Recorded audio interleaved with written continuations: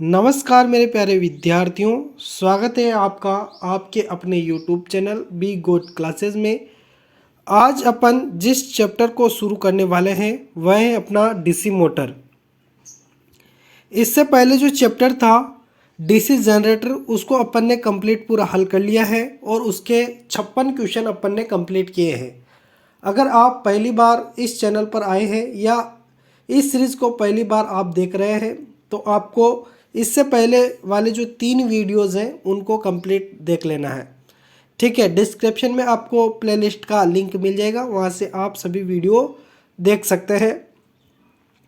आज अपन शुरुआत करेंगे 57 नंबर के क्वेश्चन से, है ना।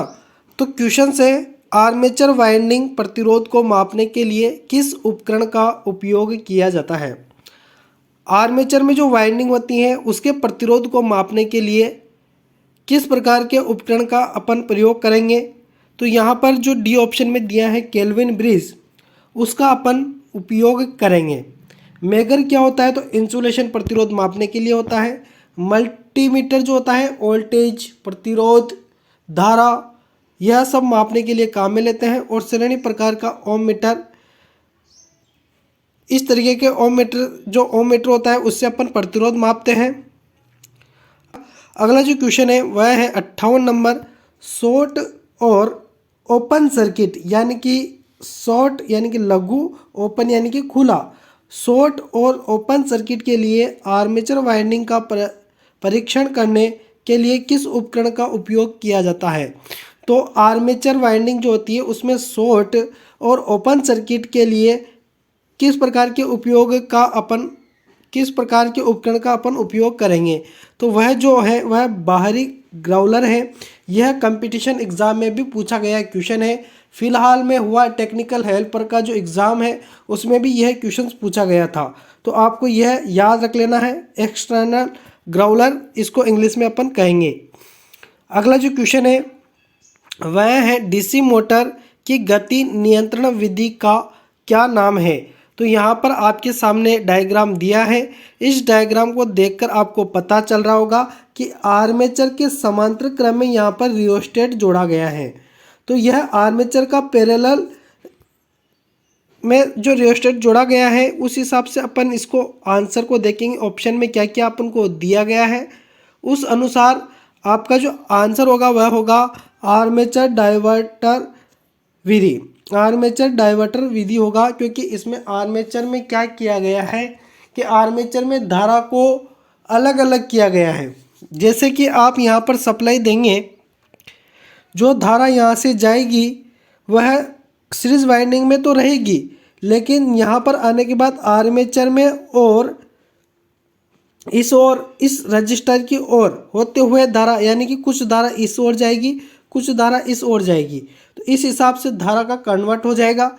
तो इस हिसाब से आप यहाँ पर इसकी गति में परिवर्तन पाएंगे। ठीक है, मोटर की गति में परिवर्तन आप पाएंगे। अगला जो क्वेश्चन है वह है डीसी फील्ड कॉइल के लिए किस वाइंडिंग तार का उपयोग किया जाता है। तो जो भी प्रकार की मोटर है, किसी भी प्रकार की मोटर हो, उन सभी में कॉपर की वाइंडिंग की जाती है। तो वह जो कॉपर का वायर होता है वह सुपर एनेमल्ड तांबे के तार होते हैं। ठीक है, ए ऑप्शन आपका कंप्लीटली सही आंसर होगा। आपको मैं बता दूं कि इस YouTube चैनल पर एम्पॉबिलिटी स्किल्स की क्लासें भी अपलोड हो रही हैं लगातार, तो आप उन क्लासों को भी ज़रूर देख लें ताकि आपको पता चल जाए कि सेकेंड ईयर में एम्पॉबिलिटी स्किल्स के कौन से क्वेश्चंस पूछे जाएंगे। सारा क्वेश्चंस लगातार जितने भी एग्ज़ाम हो रहे हैं सभी निम्मी की PDF से क्वेश्चंस पूछे जा रहे हैं। तो इस बार भी सभी क्वेश्चन निम्मी की PDF से ही पूछे जाने हैं। तो आपको निम्मी की PDF जितने भी हैं उनको सभी को रट देनी है। ठीक है, क्वेश्चन जो है डीसी मोटर की गति की गणना करने के लिए किस सूत्र का उपयोग किया जाता है। तो डीसी मोटर की जो गति होती है उसकी कैलकुलेशन अगर अपन को निकालनी है तो किस सूत्र से अपन निकालेंगे। तो इसके लिए जो फॉर्मूला है वह है गति बराबर बेक EMF बटा फ्लक्स, N बराबर बेक EMF बटा फ्लक्स यानी कि फाई। तो ये ए ऑप्शन आपको याद रखना है। अगला जो क्वेश्चन है वह है 4 पोल डीसी मोटर की आर्मेचर में ड्यूप्लेक्स लैप वाइंडिंग में कितने समांतर रास्ते होंगे। यहाँ से मैं आपका कॉन्सेप्ट क्लियर करने की पूरी कोशिश करूँगा। मैंने पहले भी आपको इस क्वेश्चन के बारे में बताया था डीसी जनरेटर में। आपको सबसे पहले यहाँ पर वाइंडिंग देखनी है, लैप वाइंडिंग है या वेव वाइंडिंग है। अगर लैप वाइंडिंग है, अगर लैप वाइंडिंग है तो यहाँ पर क्या होता है, जितने पोल होते हैं उतने ही समांतर पथ होते हैं। तो अगर 4 पोल दिए तो समांतर रास्ते भी कितने होंगे, 4 ही होंगे। लेकिन यहाँ पर आपको आगे भी देखना है, वाइंडिंग के आगे ड्यूप्लेक्स लिखा हुआ है तो यहाँ पर आपको इस 4 को फिर 2 से मल्टीप्लाई भी करनी पड़ेगा। तो 4 को आप 2 से गुणा करेंगे तो बराबर क्या आ जाएगा, 8 आ जाएगा। इसलिए आपका यहाँ पर डी ऑप्शन कंप्लीटली सही आंसर होगा।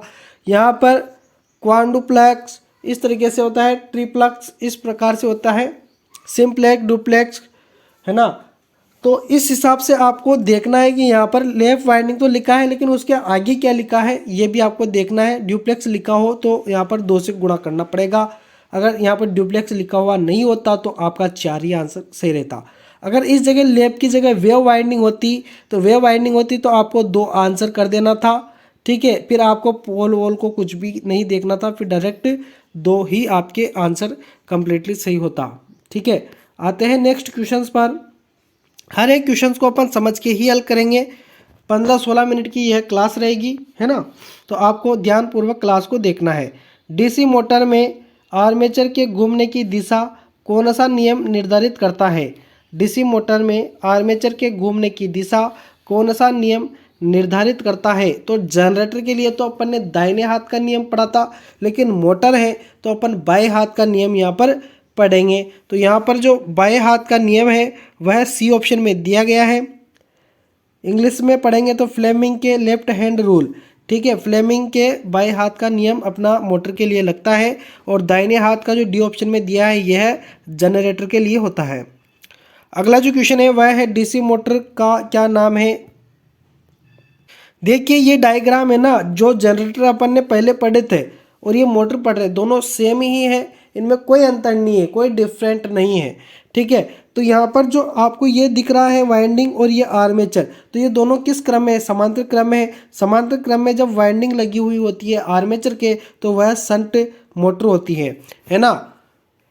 याद रखना, अगर श्रेणी के बारे में पूछता तो इस तरीके से आर्मेचर होता और आर्मेचर के श्रेणी में इस तरीके से वाइंडिंग होती और इस तरीके से यहाँ पर ये दोनों टर्मिनल निकल जाते प्लस और माइनस, ठीक है।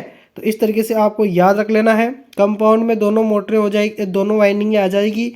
अगला जो क्वेश्चन है वह है डीसी मोटर में करंट की दिशा किस नियम से निर्धारित होती है। तो यहाँ पर फिर से वही क्वेश्चन पूछा गया है। तो करंट की दिशा किस नियम से अपन निकालेंगे, तो करंट की दिशा भी अपन उसी नियम से निकालेंगे जो अपन ने अभी पढ़ा था, ठीक है। तो यहाँ पर क्या आंसर आपका आएगा, तो देखिए अब यहाँ पर क्वेश्चंस देखिए, यहाँ पर मैं चाहता तो सी ऑप्शन कर देता। क्यों कर देता, ध्यान से देखिएगा, क्योंकि अपन ने अभी पढ़ा था कुछ समय पहले कि मोटर में बाएं हाथ का नियम लगता है। लेकिन आपको यह करके नहीं आना है, अगर आप यह करके आ गए तो गलत हो जाएगा मामला। इसमें क्या होता है कि करंट की दिशा पूछी है ना। तो वैसे फ्लेमिंग के बाएं हाथ का नियम ही लगता है, लेकिन निम्मी ने यहाँ पर डी ऑप्शन आपका सही माना है। यह क्यों माना है, तो मोटर के अंदर एक और करंट उत्पन्न होता है जो कि होता है बैक ईएमएफ। तो यहाँ पर ये क्वेश्चन से है ना बैक ईएमएफ पर फोकस कर रहा है। इस क्वेश्चन में वैसे बैक ईएमएफ का कहीं पर भी जिक्र नहीं किया गया है, लेकिन इस हिसाब से अपन को यहाँ पर डी ऑप्शन करना पड़ेगा कि करंट की दिशा क्या होगी, तो फ्लेमिंग के दाहिने हाथ का नियम। अगला जो क्वेश्चन है वह है डीसी शंट मोटर आर्मेचर द्वारा ली गई धारा की गणना करने का सूत्र क्या है। तो डीसी शंट मोटर आर्मेचर द्वारा ली गई धारा की गणना करने का जो फॉर्मूला है, आपने अगर ओम का नियम पढ़ा है तो I बराबर V/R होता है। अब सभी ऑप्शन में यहाँ पर V/R दिया ही है, लेकिन नीचे वाले ऑप्शन आपको कुछ अलग तरीके के मिलेंगे। तो इनका आंसर आप किस हिसाब से दोगे, तो इसका आंसर आप दोगे जिसमें बैक ईएमएफ साथ में होगा। देखिए आप जो वोल्टेज दोगे किसी भी मोटर के अंदर, है ना, मोटर के अंदर वोल्टेज दोगे उसमें से कुछ तो बैक ईएमएफ लॉस होगा, है ना, बैक ईएमएफ लॉस होगा। बराबर यहाँ पर आता है जो आर्मेचर का आर्मेचर धारा और आर्मेचर रजिस्टर है ना प्रतिरोध, तभी तो वी निकलेगा। आई आर बराबर क्या होता है, वी होता है। तो ये आर्मेचर वोल्टेज आ गया पूरा लिखा। तो अब इसका क्या होगा, अपन को धारा की गणना करनी है तो अपन इस आर को नीचे भेज देंगे, तो सी ऑप्शन आपका यहाँ पर बन जाएगा। सी ऑप्शन आपका कम्प्लीटली सही आंसर है, ध्यान से रखिएगा। अगला क्वेश्चन है, डीसी मोटर में फ्लक्स की दिशा की पहचान करने के लिए कौन सा नियम लागू किया जाता है। डीसी मोटर में फ्लक्स की दिशा की पहचान करने के लिए नियम लागू किया जाता है। तो वही क्वेश्चन फिर से घुमा फिरा के दिया है, तो ध्यान रखना यहाँ पर आपको कोई गलती नहीं करनी है। फ्लेमिंग के बाएं हाथ का नियम ही करके आना है, क्योंकि मोटर के लिए फ्लेमिंग के बाएं हाथ का नियम ही लगता है। अगला जो क्वेश्चन है, डीसी मोटर के प्रकार को नाम दे। यहाँ पर देखिए, ध्यान से देखिएगा, अगर इस वाइंडिंग को मैं यहाँ तक न रख कर, देखिए मैं आपको थोड़ा सा इसको क्लियर कर दूँ ताकि आपके कोई कन्फ्यूजन नहीं रहे, क्योंकि काम ही अपन कन्फ्यूजन हटाने का कर रहे हैं, तो आपका कन्फ्यूजन बिल्कुल भी ना रहे ऐसा अपन प्रयास कर रहे हैं। तो यहाँ से मैं इसको थोड़ा सा कट कर देता हूँ। अब इसको थोड़ा सा मैं घुमा फिरा के थोड़ा सा चित्र को चेंज कर देता हूँ। अगर मैं इस वाइंडिंग को यहाँ तक ऐसे बढ़ाकर और यहाँ तक फिक्स कर देता, तो यह अब कौन सा जनरेटर होगा। तो यहाँ पर मैंने इस वाइंडिंग को क्या कर दिया, लॉन्ग कर दिया। तो यहाँ पर क्या आ जाएगा, लॉन्ग कंपाउंड जनरेटर, क्योंकि इसमें संट वाइंडिंग भी है और सीरीज वाइंडिंग भी है। तो ये क्या हो गया, लॉन्ग कंपाउंड जनरेटर हो गया। लेकिन इसमें ऐसा नहीं है, इसमें ऐसा नहीं है। इसमें कैसा है, इसमें वाइंडिंग केवल यहाँ तक है, तो यहाँ तक है ना। तो ये क्या हो गया, शॉर्ट हो गई, छोटी हो गई। तो ये हो जाएगा शॉर्ट कंपाउंड जनरेटर हो जाएगा, सॉरी मोटर हो जाएगा। जनरेटर कहो या मोटर कहो, दोनों एक ही चीज़ है, कोई दिक्कत यहाँ पर नहीं है। तो इसमें कौन सा आंसर आ जाएगा आपका, शॉर्ट है ना, तो शॉर्ट कंपाउंड मोटर होगा। क्या होगा, शॉर्ट कंपाउंड मोटर आपका यहाँ पर कंप्लीटली सही आंसर होगा। डी ऑप्शन आपका कंप्लीटली सही आंसर। सीरीज मोटर के बारे में मैंने बता दिया,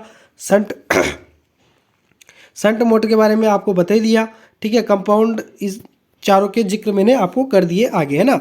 अगला जो क्वेश्चन है वह है 69, वह है डीसी मोटर में ईएमएफ की गणना करने का सूत्र क्या है। अब देखिए यहाँ पर जो ये किस ईएमएफ की गणना करने की बोल रहा है, तो बैक ईएमएफ की बोल रहा है। हिंदी में पूरी लैंग्वेज नहीं लिखी हुई है, लेकिन आपको यहाँ पर इंग्लिश में दिया है बैक ईएमएफ की गणना करने का सूत्र क्या है। तो बैक ईएमएफ की गणना करने का सूत्र भी वही है जो अपन ने डीसी जनरेटर में पढ़ा था, जो कि था जिसके अपन ने न्यूमेरिकल सवाल भी करे थे। वह था 5ZNP/60A। तो किस ऑप्शन में दिया है ये आपको देख लेना है। तो यहाँ पर 5 नीचे आ गया तो ये तो होगा नहीं, इसमें भी 5 नीचे आ गया तो ये भी नहीं होगा। 5ZNP/60A, तो सी ऑप्शन मेरे को कंप्लीट सही दिख रहा है। इसमें 60 ऊपर आ गया तो ये भी नहीं होगा। तो इस हिसाब से आपका सी ऑप्शन यहाँ पर कंप्लीटली सही आंसर रहेगा। अगला क्वेश्चन है, उपकरण का नाम क्या है। तो यह क्या है, ग्राउलर का चित्र है। ध्यान से रखना इसको, क्वेश्चंस को। यह क्या है, ग्राउलर का चित्र है। अब यहाँ पर ग्राउलर इसमें भी दिया है, इसमें भी दिया है, तो आपको कौन सा करना है, एक्सटर्नल ग्राउलर करना है। यह बाहरी ग्राउलर होता है, ध्यान रखना, ठीक है। अगला जो क्वेश्चन है वह है, यदि कॉइल पिच पोल पिच से कम है तो वाइंडिंग का नाम क्या है। यदि कॉइल पिच पोल पिच से कम है तो वाइंडिंग का नाम क्या है, तो वह कहलाएगी शॉर्ट कार्डेड वाइंडिंग कहलाएगी, ठीक है, ध्यान रखना, शॉर्ट कार्डेड वाइंडिंग कहलाएगी। अगला जो क्वेश्चन है, डीसी 4 पॉइंट स्टार्टर में होल्डिंग कॉइल से जुड़े श्रेणी प्रतिरोध का उद्देश्य क्या है। डीसी 4 पॉइंट स्टार्टर में होल्डिंग कॉइल से जुड़े श्रेणी प्रतिरोध का क्या उद्देश्य है। तो इसका जो उद्देश्य होता है वह होता है होल्डिंग कुंडली में करंट को सीमित करें, ठीक है, होल्डिंग कुंडली में करंट को सीमित करने का इसका कार्य होता है। अगला जो क्वेश्चन है वह है, डीसी सीरीज मोटर की किस गति नियंत्रण विधि का उपयोग इलेक्ट्रिक ट्रेन के लिए किया जाता है। तो किस विधि का प्रयोग किया जाता है, तो फील्ड डाइवर्टर विधि का प्रयोग किया जाता है, ठीक है। अगला जो क्वेश्चन है वह है, संट फील्ड कॉइल को डीसी 3 पॉइंट स्टार्टर में होल्डिंग कॉइल के साथ श्रृंखला में क्यों जोड़ा जाता है। तो जोड़ने का जो उद्देश्य होता है वह होता है कि संट फील्ड खुले होने की स्थिति में मोटर सुरक्षित रहे। शंट फील्ड अगर खुल जाती है, ओपन हो जाती है, तो उस स्थिति में क्या है कि मोटर को यह क्या जलने से बचाता है। अगला जो क्वेश्चन है वह है डीसी मिश्रित यानी कि डीसी कंपाउंड। मोटर में आर्मेचर धारा दिशा को बदलकर केवल घूर्णन की दिशा क्यों बदल दी जाती है। तो कारण जो है वह यह है कि मोटर विशेषताओं को बनाए रखे, मोटर में कोई दिक्कत ना आए, इसलिए यह किया जाता है। तो आज अपन इतने ही क्वेश्चन करेंगे। ठीक है, आज अपन इतने ही क्वेश्चन करेंगे। अगले वीडियो में फिर अपन हाजिर होंगे। तो मिलेंगे नेक्स्ट वीडियो में, तब तक के लिए धन्यवाद, शुक्रिया। वीडियो को लाइक कीजिएगा, आपके लिए इतनी मेहनत करते हैं, और साथ ही वीडियो को शेयर कीजिएगा अपने मित्रों को, ताकि वह भी इन वीडियो को देखकर और अपनी जो क्षमता है क्वेश्चंस करने की उसको बढ़ा सके। ठीक है, मिलेंगे नेक्स्ट वीडियो में, तब तक के लिए धन्यवाद, शुक्रिया।